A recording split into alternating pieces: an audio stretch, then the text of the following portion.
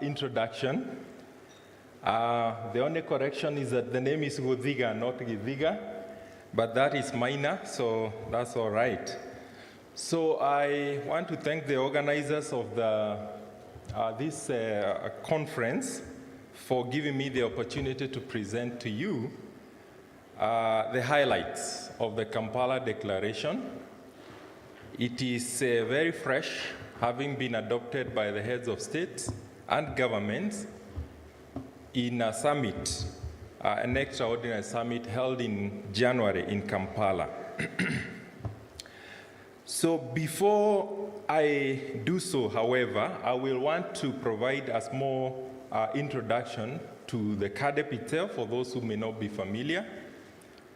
I will also take you through the journey that led to the CAADP, the Kampala Declaration itself, highlight the guiding principles of CAADP, and take you through the CAADP strategic objectives or commitment areas, and I will end by highlighting the call to the member states and what they need to do.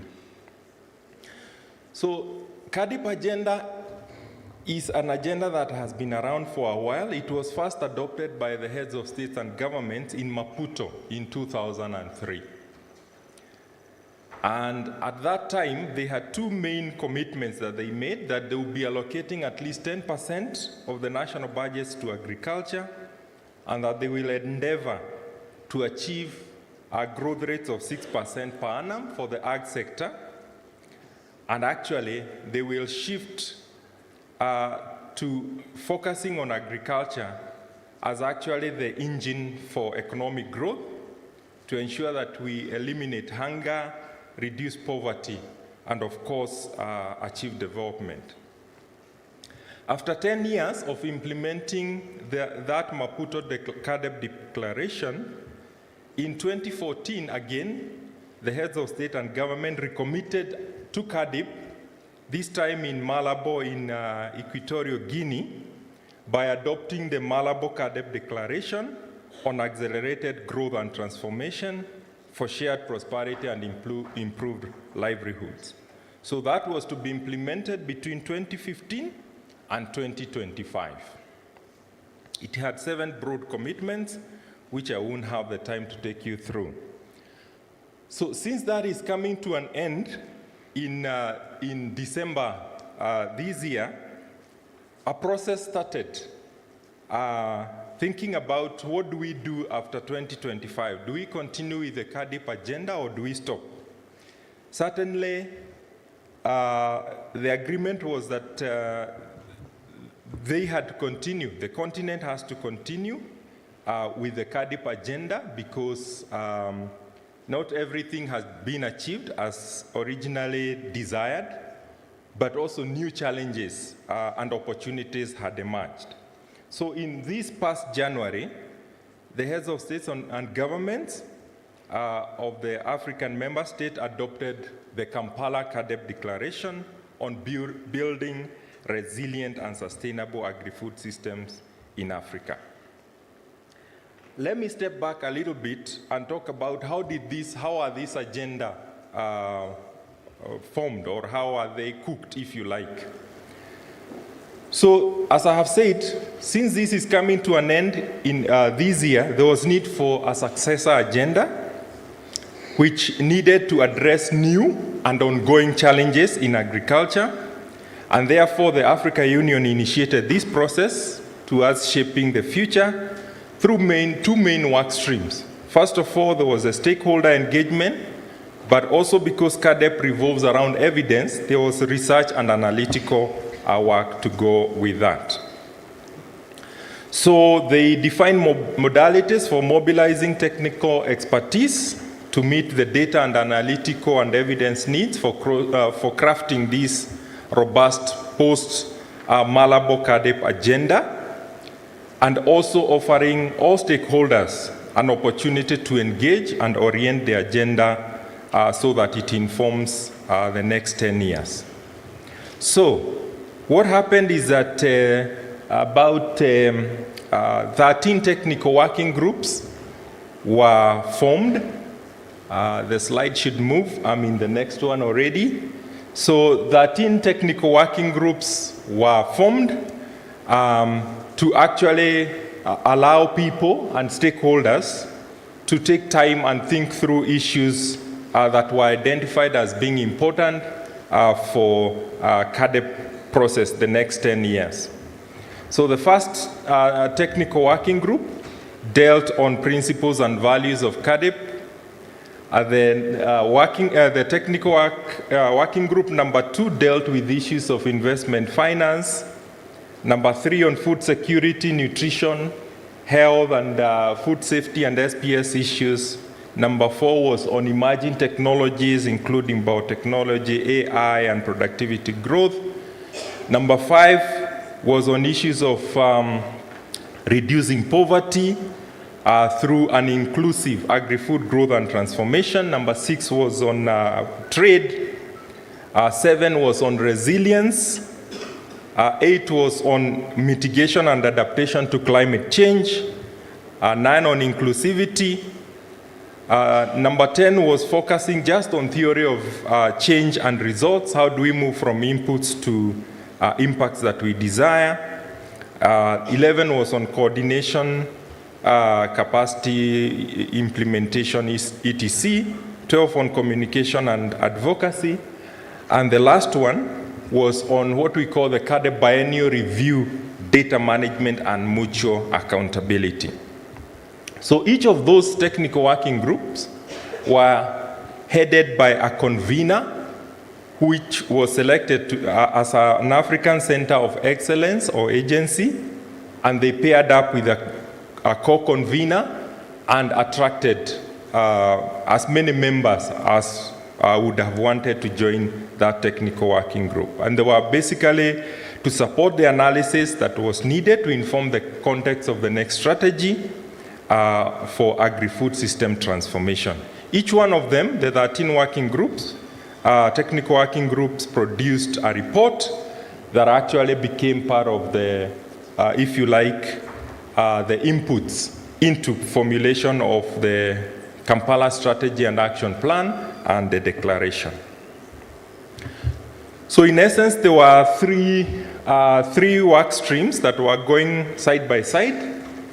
There was stakeholder consultation that started with a political buy-in at the AU level, where the heads of states and governments endorsed this process. There were 5 regional stakeholder consultation at the REC level, the regional economic communities. At that time, there were also many seminars, technical round tables, and side events that were going on. Even independent memoranda were actually being received, and of course, the synthesis and consolidation of stakeholder input. On the other side, the research and analytical work was going on through the 13 technical working groups that I have already mentioned. Of course, those inputs were received and reviewed by a technical review committee, and then, of course, the synthesis was done and consolidation of that work. So the two were coming together, where the drafting was actually happening for the 10-year strategy and action plan and the declaration.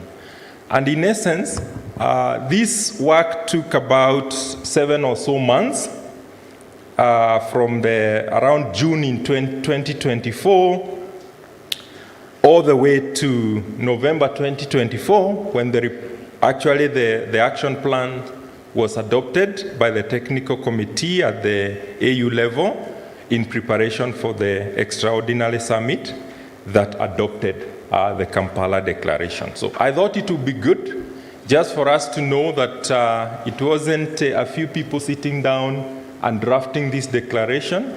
There was a lot of stakeholder input to ensure that it reflects the desires and the inputs from all stakeholders. So let me talk about the abiding guiding principles of CAADP before I come to the Kampala Declaration. So one of them is ownership and leadership. The next one is holistic and integrated perspective to agri-food system transformation. Before Kampala, CADEP had a narrow focus on agriculture as we define it. But I think the emergence of the issues of the food system did inform and expanded the view of CADEP to actually be more broader. The third principle is sustainability. The fourth one is inclusivity. The fifth one is multi-stakeholder coordination and collaboration. Evidence-based decision-making is the seventh one. The sixth one, if you like, the seventh one is mutual accountability and transparency. And then the eighth one is subsidiarity and harnessing regional complementarities. So at a glance, this is what the new Kampala CADEP Declaration. It has been adopted by 55 member states of the African Union. It is the third phase, as I said, of a 10-year implementation after Maputo and Malabo. So it will guide implementation for the next 10 years, starting January 1, 2026, all the way to December 31st of 2035. It has 6 main commitments, which I will talk about.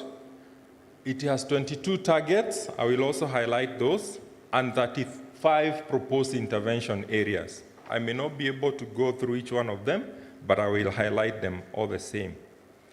So, the 6 commitments, number 1, the first commitment is on intensifying sustainable food production, agro-industrialization, and trade. That is the first commitment of the Kampala CADEP Declaration. So, lumping the issues of food production, agro-industrialization, and trade, but really looking at it from the point of sustainability. So it's not just about increasing food production while undermining the long-term sustainability of the agri-food system. The second one is on boosting investment and financing for accelerated agri-food system transformation. The third one is ensuring food and nutrition security. The fourth one is inclusivity and equitable livelihoods. The fifth one is resilience or resilient agri-food system. And the sixth one is strengthening agri-food system governance. Those are the 6 commitment areas of the new Kampala CADEP Declaration. So allow me now to take you through each one of them, highlighting the new targets. As I said, there are 22 targets. So on commitment number 1, which is about intensifying sustainable food production, agro-industrialization, and trade, by 2035, the heads of state committed to increase food production by 45% through sustainable practices. So the aim is where we shall be in 2026, by 2035, we should have increased our food production minimum by 45%, but in a sustainable manner. The next one, which is a legacy target from Malabo, is to reduce post-harvest loss by 50%, because one of our challenges is not just production, but that we lose a lot of what we produce. So there is a target of reducing post-harvest loss by 50% by 2035. The third one is on trade, which is also a legacy target because it was there in Malabo, CADEP Malabo, which is to triple intra-African trade in agri-food products and inputs. The only change there is that inputs were not part of what we were talking about when we were talking trade, but now it's in there. Then the other one, which is focusing on agro-industrialization, is to raise share of locally processed food to 35% of the agri-food GDP by 2035. So those are the 4 targets under commitment 1. Commitment number 2, which is on investment and finance. The key target under Kampala CADEP, there is a target to mobilize a total of $100 billion US dollars in public and private investment in African agri-food system by 2035. So this is both public and private. The second one A legacy one, not just from Malabo, but from Maputo, is to ensure at least 10% of annual public expenditure is allocated to agri-food systems. And then a third one, which is now is more of intensity of spending, is to reinvest at least 15% of the agri-food GDP back into the sector by the same year. So those are the three main targets under Commitment 2. Commitment 3 is on ensuring food and nutrition security. Three main targets. One is to achieve zero hunger by 2035. Second one, reduce stunting by 25%, wasting, and overweight, all by the same level, 25%. And then the third one is to ensure that 60% of the African population can afford a healthy diet by 2035. Those are the commitments or targets under commitment number 3. Commitment number 4 on inclusivity and equitable livelihoods. The first one, reduce the number of people living in extreme poverty by 50% by 2035. The second one is on reducing yield gap between men and women farmers by 50%, and then empowering at least 30% of women, youth, and the vulnerable by 2035. Commitment number 5 on building resilient agri-food system. Two main targets. The first one, put at least 30% of agricultural land under sustainable management and ensure that 40% of the households are protected from shocks. And these are all kinds of shocks, climatic, economic, pandemic, all those kind of shocks. Because we observed during the Malabo period that with COVID, that even shock can come from a pandemic, not just climatic or economic as it were. Then commitment number 6 is on governance, strengthening agri-food governance system. So here, the two main targets are to ensure that all member states of the African Union adopt a good governance best practice in the agri-food sector based on CAADP principles, and that by 2030, the second one is to be achieved by 2030, that all countries incorporate what we call the CAADP biennial review process into their national joint sector review platforms, and then also incorporate the CAADP Kampala Declaration into their national plans. Good to say that Kenya is currently revising the National Agriculture Investment Plan, which expired in last year, 2024, and therefore there is an opportunity to ensure that it reflects the values and principles of Kampala Declaration. Okay, we can move to the next one.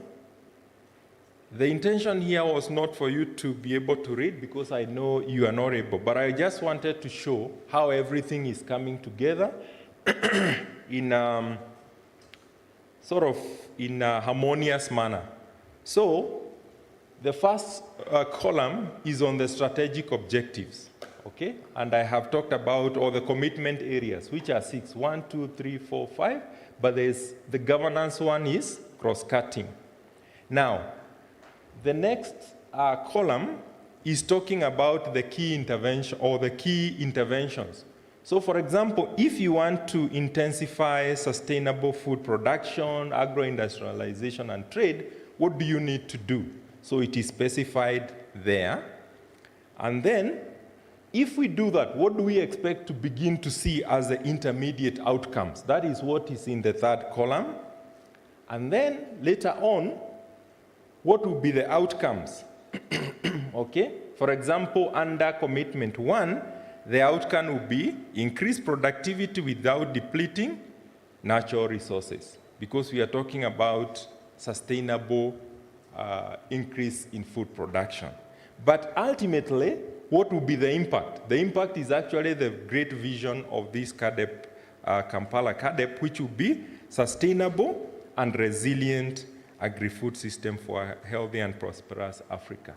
So the governance one is cross-cutting. And of course, it has its own, if you like, intervention areas. So there is sort of an attempt this time to ensure that there is a harmonious theory of change, how everything is coming together and how the interventions that are being proposed ultimately lead to the goal that we desire.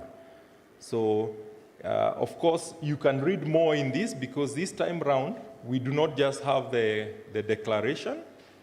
People took time to develop the CAADP strategy itself and an action plan before just having a summary document, which is declaration. And all those documents are available online in the website of the Africa Union.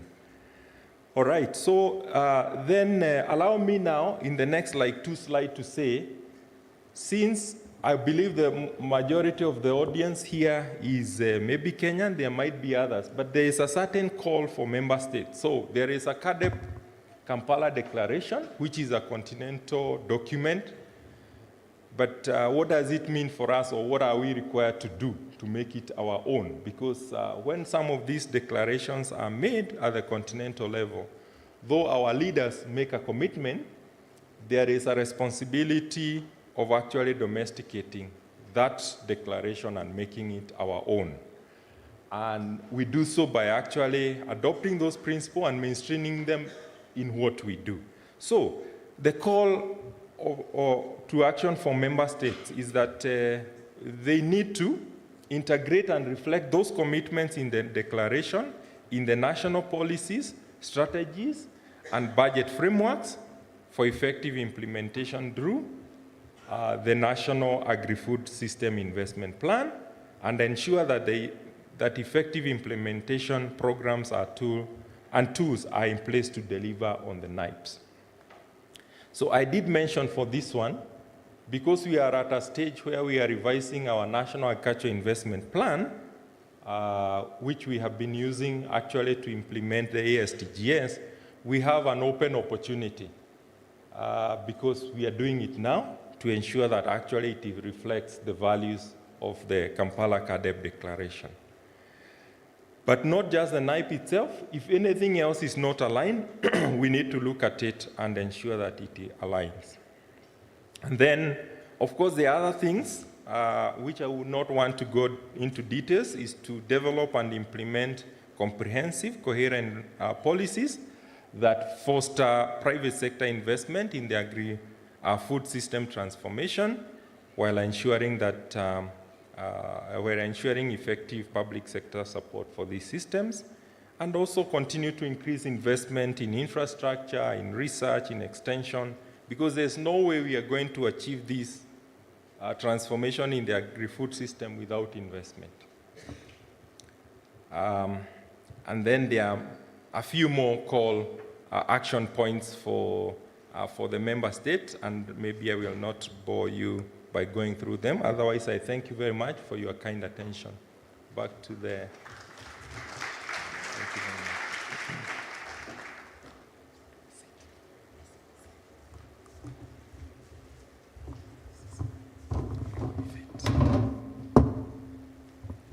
Thank you so much, Dr. Guthiga. Let's appreciate him once more. Thank you so much for that insightful dive into the Kampala Declaration and how it ties to Kenya's commitment to the CAADP program. So your message reminds us that declarations on a paper must be made real in the hearts and action of our communities. And also, just to do a recap of the highlights of the Kampala CAADP commitments. Number one, that was intensifying sustainable food production and trade. Number two, boosting investment and financing for accelerated agri-food system transformation. Number three was ensuring food and nutrition security. Number four, advancing inclusivity and equitable livelihoods. And number five, resilient agri-food systems. And last but not least, strengthening agri-food systems governance. So this is actually quite up in alignment with the 5 pathways. Later in the afternoon, we are going to be hearing the various declarations that you have made. So just want to switch up the gears a bit. Beg your pardon. And I want to invite on stage Honorable Kenneth Onyango, who's the County Executive Committee member for Agriculture, Livestock and Fisheries for Kisumu County, and later he's going to invite the various county executives. So with no further ado, let's appreciate Honorable Kenneth Onyango.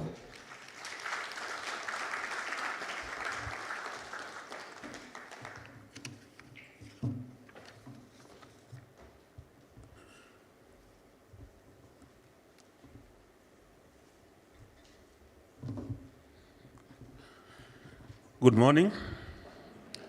Allow me to ride on the protocols already established.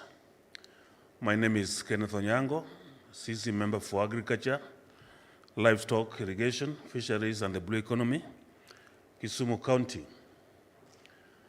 Now, we have a host of CC members for Agriculture.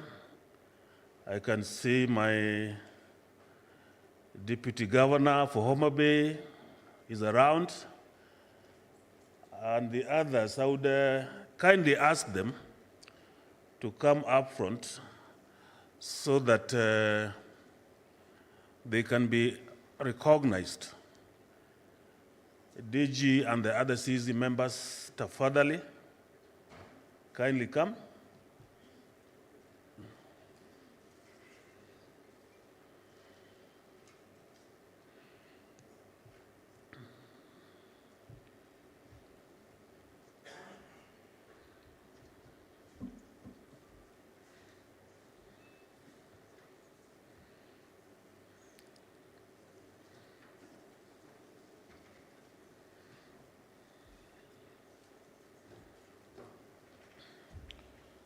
So, before they introduce themselves and have something to say, allow me to say that as Kisumu County, matters of food security are very pertinent to the governor's agenda.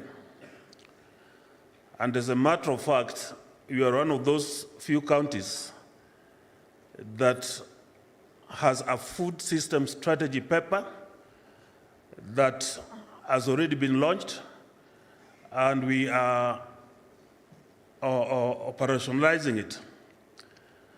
And as counties, we really want to put a lot of emphasis so that we become food secure. Of course, there are challenges that needs to be dealt with. Amongst them is the age cohorts that are actively involved in agricultural activities, most of which are in the age bracket of 50 to 60. So I know there are a lot of strategies that are being put in place to onboard youth to actively participate in agriculture. Of course, there is also high cost of farm inputs, which makes it difficult for farmers to engage in proper agronomical practices. And of course, the issue of seeds. Seeds are sometimes not very genuine.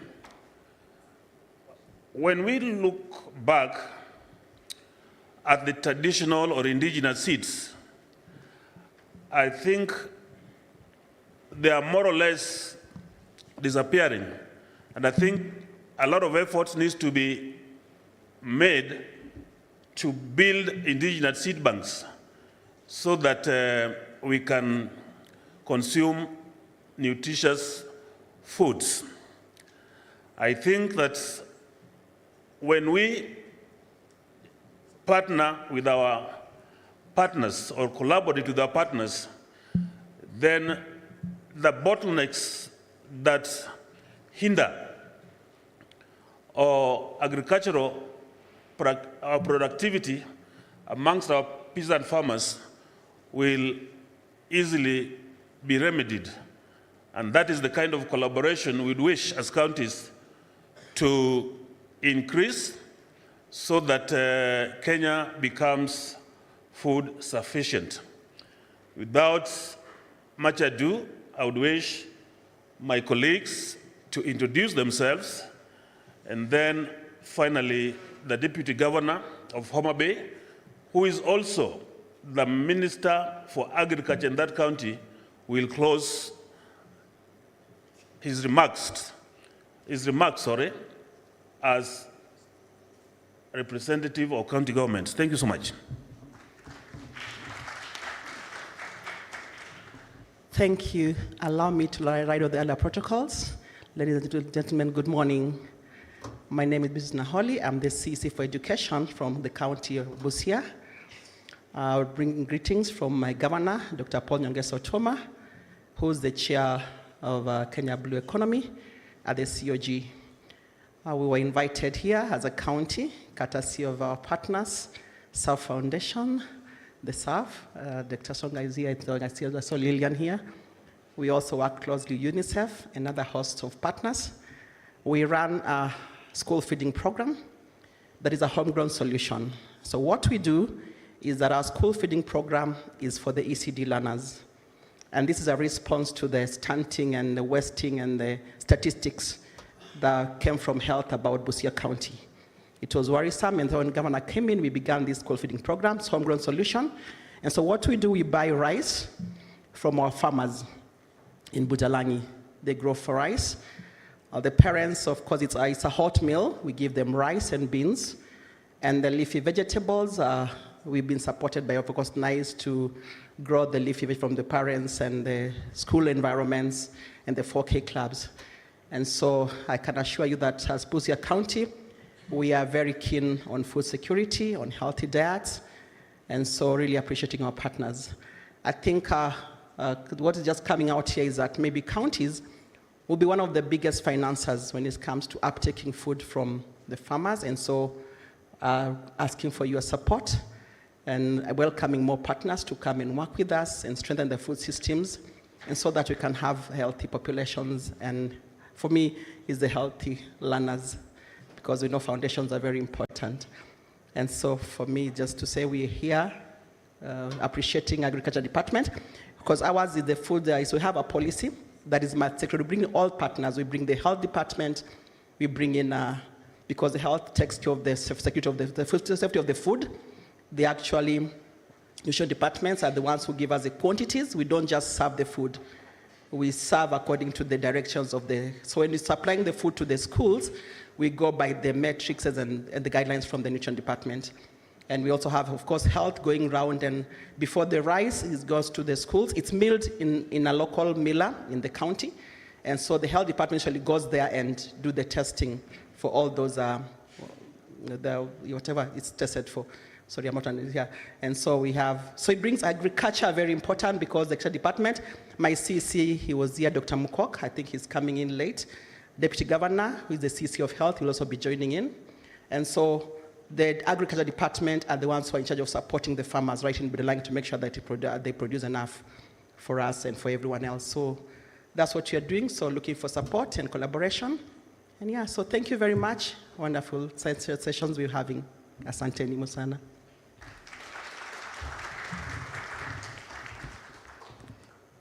All the stakeholders in this forum, ladies and gentlemen, good morning. I'm Purity Koima, the CC in charge of education and technical training from the County of Champions, Elgeyo Marakwet County. And with me here, we have the team from the Department of Agriculture. My colleagues could wish to be here, but we are having a meeting back home in the county. And as a county, we are very strategic on this, and I'm honored to be here today to get a few insights on the feeding program, which is really our mandate as a department. We've just started, and we are doing uji and milk at the moment, but it will be very interesting going forward to see how we can get better diet, a diet that our learners can really have. And I must say we have a wealth creation policy at the county, where we're looking into how do we have resilient livelihoods. And going forward, I know we will be working with we've been working and we'll continue to collaborate with a lot of stakeholders on this, because our county is an agro county. Most of our farmers, or most of the population really, are engaged on farming, but we could wish that this farming becomes a climate smart farming, a farming that is sustainable, a farming that is focused. And so as a Department of Education, that we are the beneficiaries at the end of the day, we will continue to support the other department, the lead department, and also look forward to ensuring that we have a resilient community. Thank you so much. Sorry, I want to recognize our teams from the counties. From Kisumu, we have my chief officer.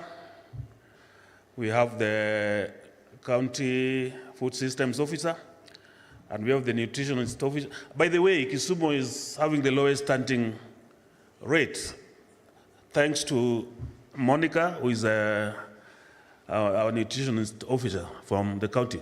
We also have a team from Busia. Kindly be upstanding so that you can be recognized. That is the nutritionist officer from Busia. Homa Bay, other than our deputy governor. Okay, so Elgeyo Marakwet, the team from Elgeyo. Thank you so much. So our deputy governor, kindly give your remarks. Thank you.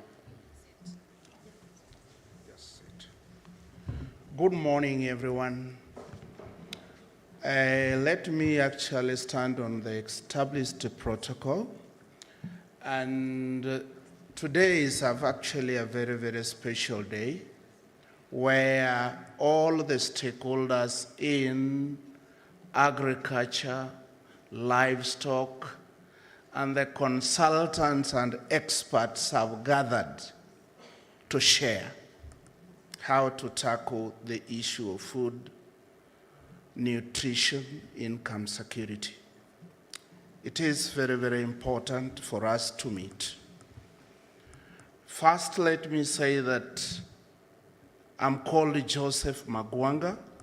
I'm privileged to serve as a deputy governor for Homa Bay County government, and also to be the head of agriculture, irrigation, and livestock. As a county,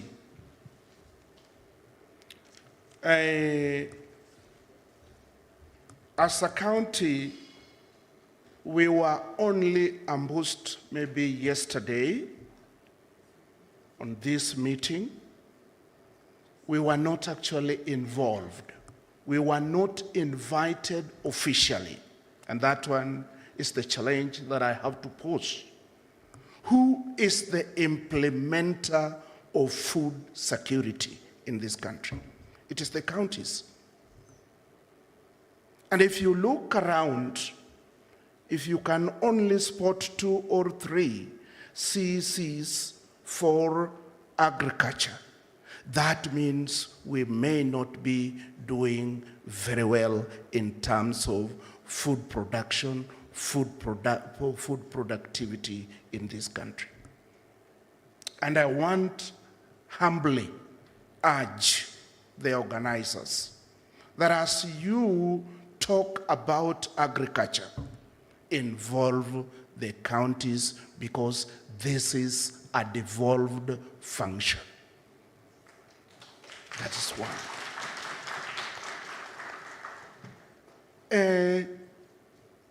This year, we are actually privileged as Homa Bay that we are going to be the host of the World Food Day. So it forced me to come and learn something here. So how would I host you without addressing your need when you come there?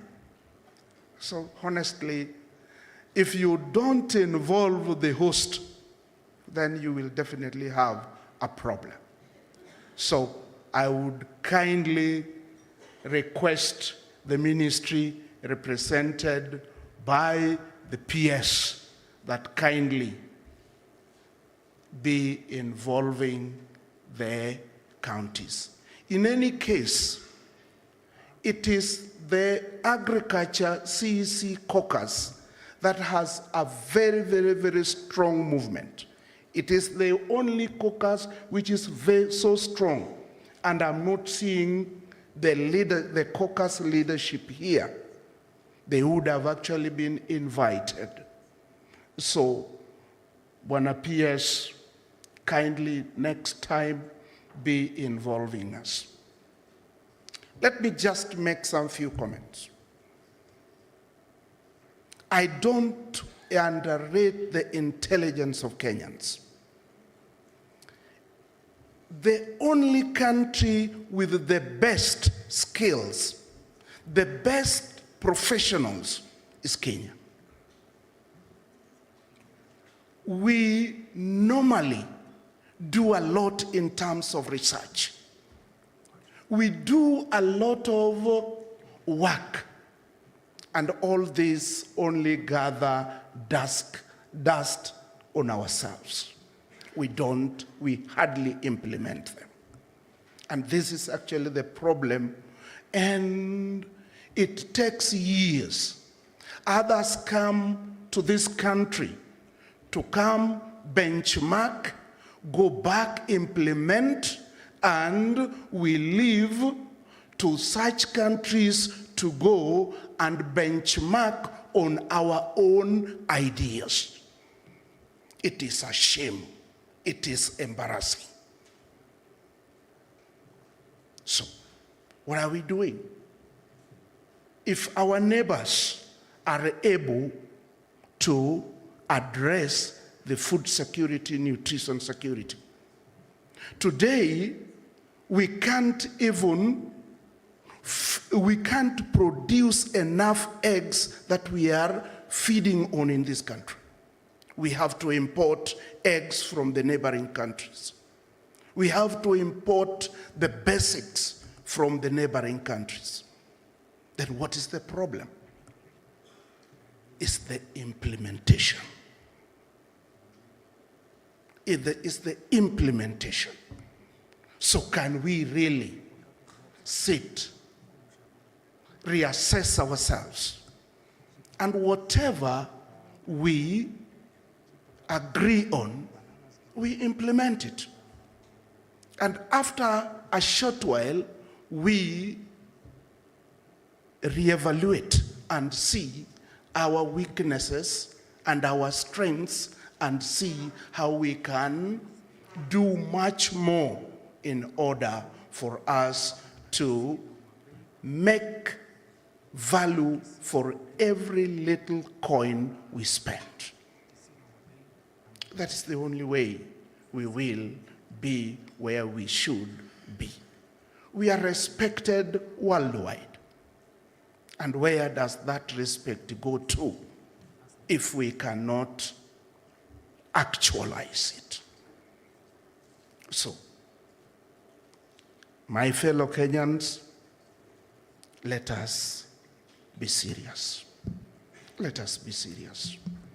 That is the only thing I can say today. Let us not continue to spend, and the impact, the outcome is negligible. Thank you so much. May God bless you as you engage, share, collaborate, and network. Thank you so much.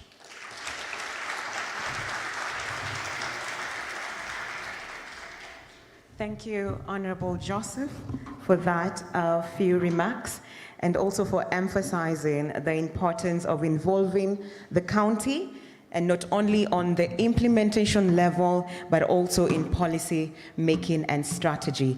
And we are looking forward to come to Homa Bay during the World Food Day, and we are looking forward to the sweet potatoes, and sweet bananas. Makofi kwake once more.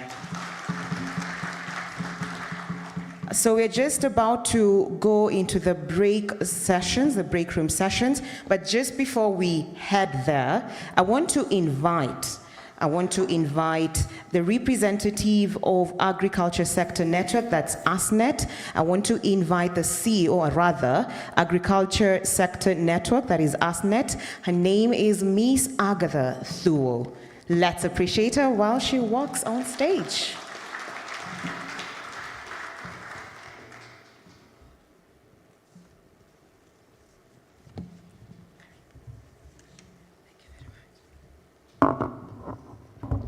So all protocol observed. Good morning. Good morning again.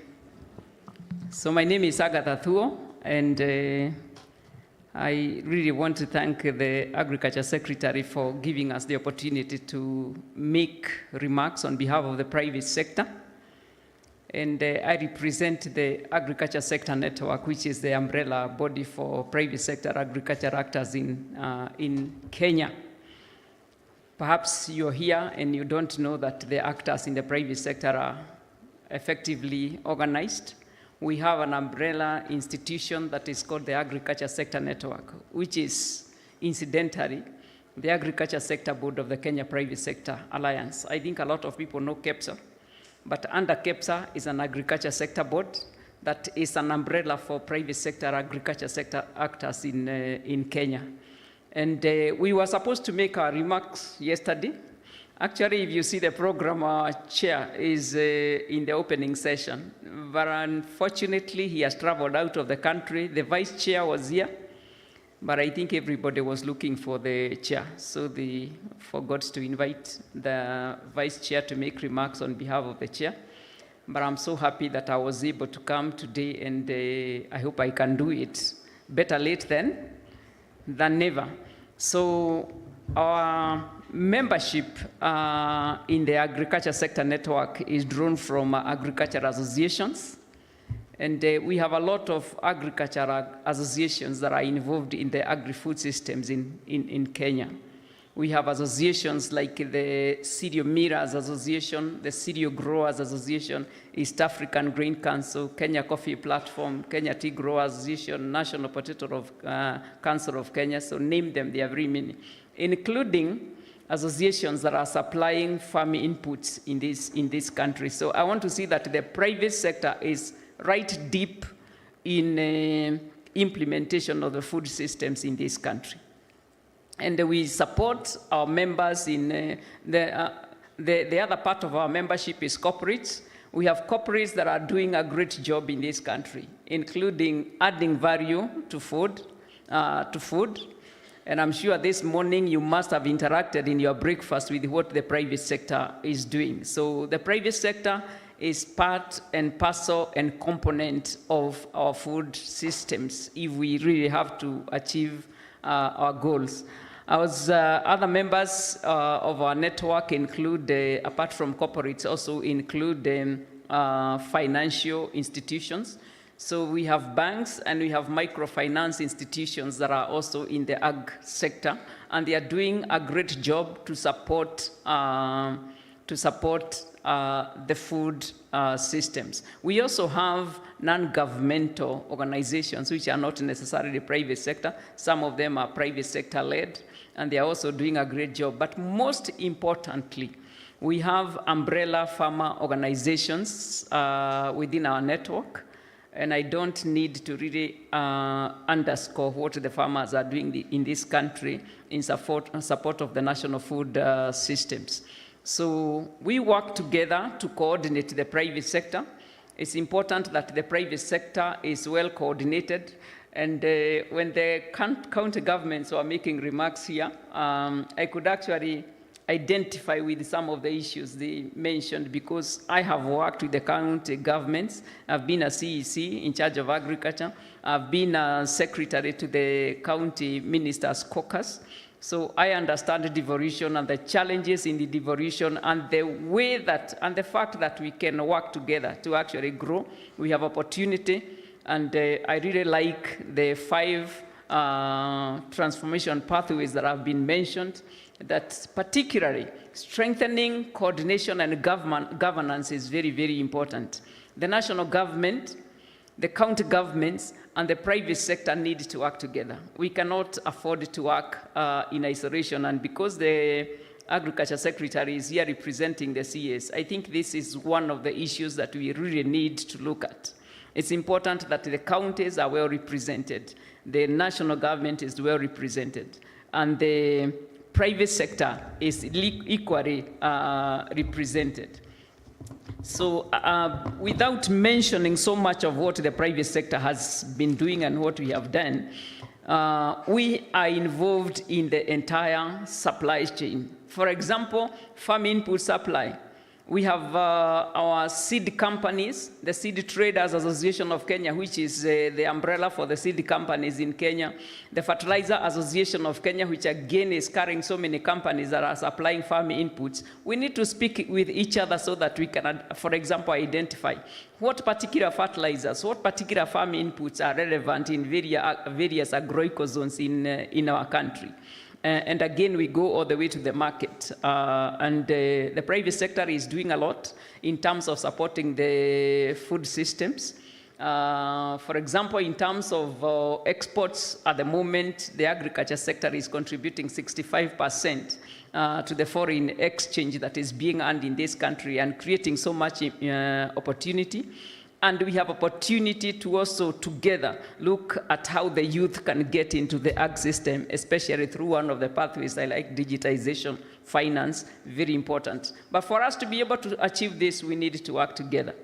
That notwithstanding, the private sector is continually engaged in advocacy for a competitive business environment. Whether you are a farmer or you are acting in any other level of the supply chain, it's very important that we have competitiveness in the agriculture sector. And as long as our farm inputs continue, the cost of the farm inputs continue escalating, as long as our business environment is not proper, then we may not be able to achieve our goals, and that's why I'm emphasizing the need for us to work together so that we can be able to together identify what are some of the challenges that are affecting our food systems so that we can actually surmount them together and be able to move. I have in mind, for example, what is happening in the counties. The Agriculture Produce Cess and Market Levies Administration. When you have a Mira, because the City of Mira Association is one of our members, and Mira is buying, for example, grain from Western Kenya.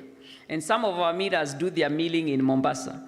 And as they move grain from Western Kenya, say, for example, Busia, and they have to pass it through the counties. And in every county, there is a cess that is being charged on the maize. I think you can already start seeing challenges. We need to work together to be able to streamline some of those issues, because we appreciate and we understand that counties are also generating revenue. But for a bag of maize, if every county from Busia to Mombasa is going to charge some cess, then the cost of food, the cost of doing business is also going to be affected. And this is a sector that is creating employment for more than 70%, for more than 40% of the Kenyans. So for us to be able to circumvent some of these issues, it is imperative that actors, we work together. Because I was asked to just make our opening remarks, I don't want to take so much time. But allow me just to mention that in this forum, we are members of the technical committee, and we really appreciate being there. And I really hope very strongly that the counties can also very effectively be represented. And of course, the national government is also there, and the development partners. But we have in the room members of the private sector. I can see Dr. Wilson Songa, who is a member of our board of directors. And I believe we also have other members of the private sector. If you're from the private sector, just put up your hand. We want to see you. You're working in the private sector. I may not know you because I don't work within the associations. But you can see that the representative of the private sector is not so good. And I think it's important that we are in this together. I always tell people this is our country.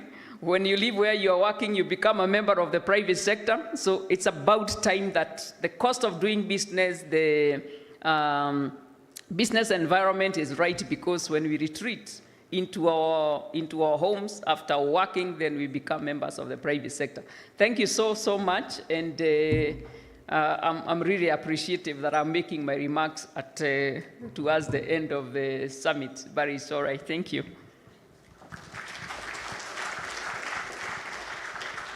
Thank you, Ms. Agatha Thuo, beg your pardon. Truly, the private sector is helping us move from food security to food prosperity. Thank you very much for that few remarks. So now we are just about to break out to our various sessions and our different pathways. So the program has just switched just a bit. So I urge you to please be attentive to the directions I'm just about to give. Now, it's around 10, somebody tell me what time it is? 10:17. It's 10:17 a.m. And now we're going to be having 4 pathways, or rather 4 sessions happening concurrently. So they follow as I mentioned them. So the first is school feeding programs. So if you're interested in that particular pathway, that is food feeding programs, which is going to be moderated by Madam Millicent Ochola, that will happen here. Yesterday, I know there were a lot of petitioning, but we're not petitioning today, so that topic will be handled here. For those interested with the topic Achieving SDG 2, please make your way to the tent labeled Pathway 3. Pathway 3. Please make your way to that tent. And just in case you haven't seen the tent, it's just right outside this building. Thirdly, if you're interested with the topic of food loss and waste, please find yourself to the tent labeled Pathway 4. Pathway 4 is handling the topic food loss and waste. After that, Pathway 5 is handling youth and women, who the moderator is Miss Tabitha Wairimu. So after that session, we'll have a health break, only for 30 minutes, okay? Just for 30 minutes, have your lovely mandazis. Then afterwards, we're going to go now to the different rooms as follows. If you're interested in the topic urban food systems, we convene here again, all right? If you're interested in the topic transforming food systems, you make your way to the tent labeled Pathway 3. Pathway 3, it's tackling the topic transforming food systems. Again, happening concurrently is the topic livestock and animal source foods as critical food systems components. Please make your way to tent labeled Pathway 4. Pathway 4 is tackling livestock and animal source foods. Later, not later, but concurrently, youth and women is being handled at tent labeled 5. Pathway 5 will be handling the youth and women. So that is going to only happen for 30 minutes. So after the breakout session, after the health break, we convene to the various rooms I have mentioned for only 30 minutes. Then after that, we are going to convene back here. Hopefully we're going to be within the 12 noon, just before lunch. We convene here for the plenary session where we're going to mention the declaration for the different pathways. Then after that, we'll have our closing ceremony, and then after that, our day will be done. Any questions? Going once, going twice? Okay, so